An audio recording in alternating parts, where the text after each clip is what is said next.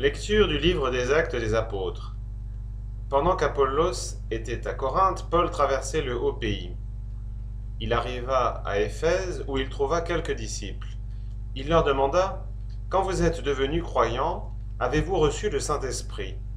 Ils lui répondirent: Nous n'avons même pas appris qu'il y a le Saint-Esprit. Paul reprit: Quel baptême avez-vous donc reçu? Ils répondirent: Celui de Jean-Baptiste. Alors Paul leur expliqua. Jean donnait un baptême de conversion, et il disait au peuple de croire en celui qui devait venir après lui, c'est-à-dire en Jésus. Après ces explications, ils se firent baptiser au nom du Seigneur Jésus.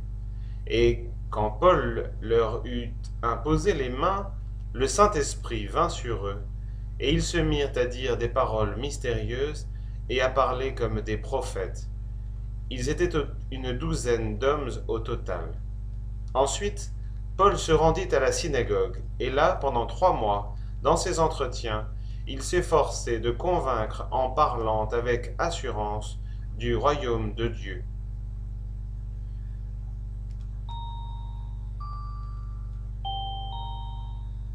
Tous les pays du monde, acclamez votre Dieu.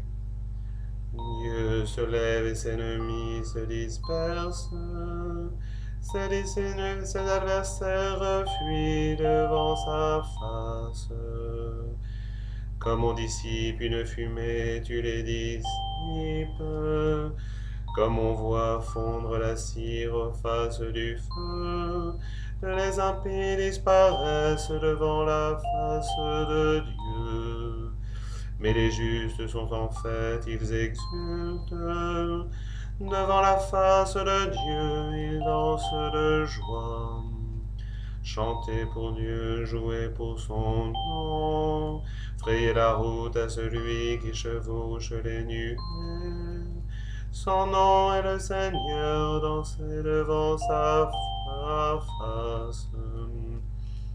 Père des orphelins, défenseur des veuves, tel est Dieu dans sa sainte demeure.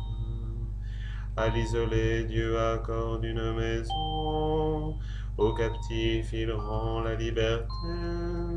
C'est lui qui donne à son peuple force et puissance.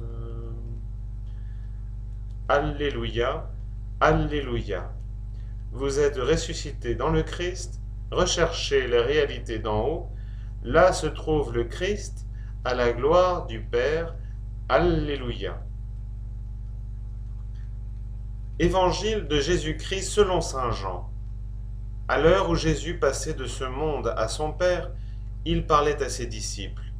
Ceux-ci lui disent alors: Voici que tu parles ouvertement, sans employer de paraboles. Maintenant, nous savons que tu sais toutes choses et qu'il n'y a pas besoin de t'interroger. Voilà pourquoi nous croyons que tu es venu de Dieu. Jésus leur répondit: C'est maintenant que vous croyez?